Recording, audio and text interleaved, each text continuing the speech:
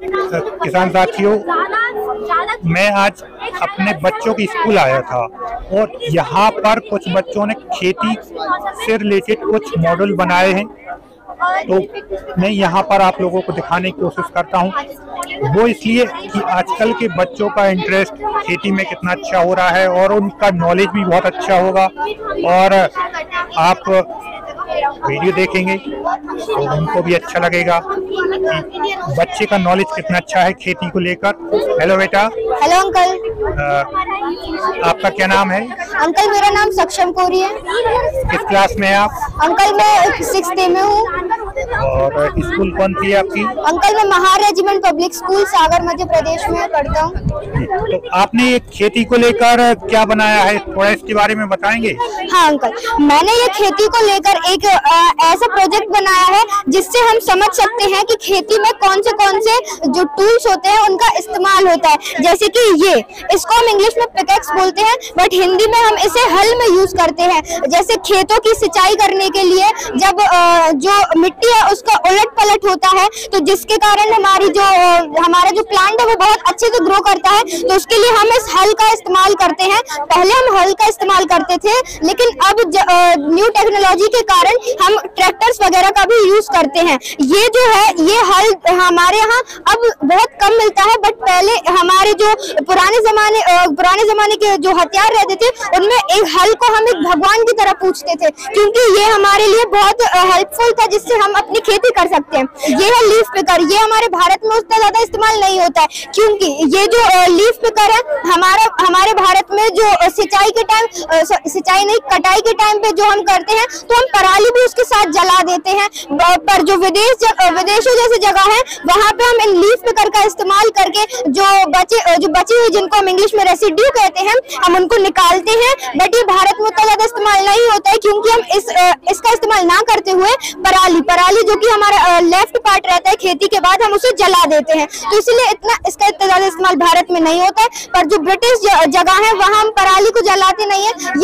ये हमारे देश की एक बहुत गंदी चीज है कि हम पराली को जला के प्रदूषण करते हैं, बट हम इसको निकाल के जो खेती के बाद जो सामान बचता है उसे निकाल के हम खाद भी बना सकते हैं। पर जो हमारे यहाँ पराली को जलाने में ज्यादा विश्वास रखा जाता है, तो इसके बारे में हम कुछ नहीं कर सकते। पर हम अपने देशवासियों के लिए एक मैसेज जरूर दे सकते हैं कि पराली जलाना रोकिए और उनसे खाद बनाइए।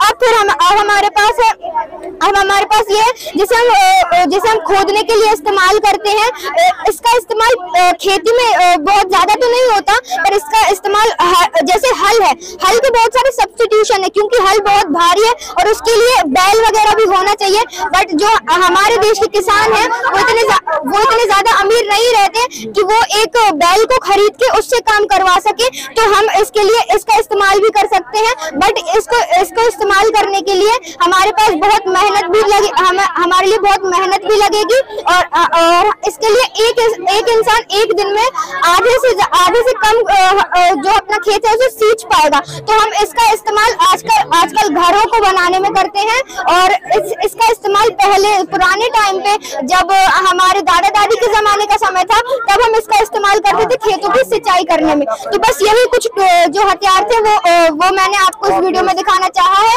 और ये हथियार का जो आविष्कार हुआ था, एक बात मैं और बताना चाहता हूँ, इन हथियारों का आविष्कार 16,000 साल पहले हो चुका था।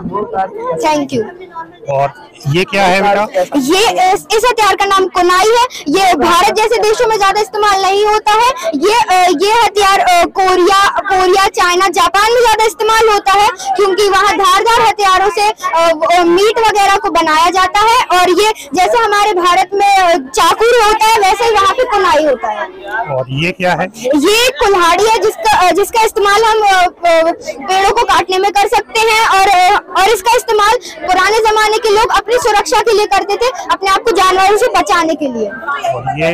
ये पुराने जमाने का हथौड़ा है, जिससे जो पुराने जमाने के इंसान रहते थे उनको अपना पेट भरने के लिए, उनको खेती नहीं आती थी, उनको जो दूसरे जानवर है उनको मारकर ही अपना खाना ढूंढना पड़ता था, इसलिए उन्होंने इसका आविष्कार किया था। उसके बाद ये क्या बनाया आपने?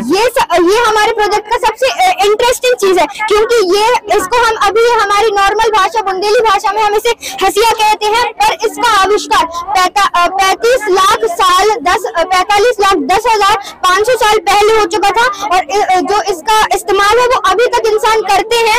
इनको हम अपने घरों में आसानी से पा सकते हैं। इनको हम हसिया कहते हैं और ये हमारे प्रोजेक्ट का सबसे इंटरेस्टिंग हथियार है।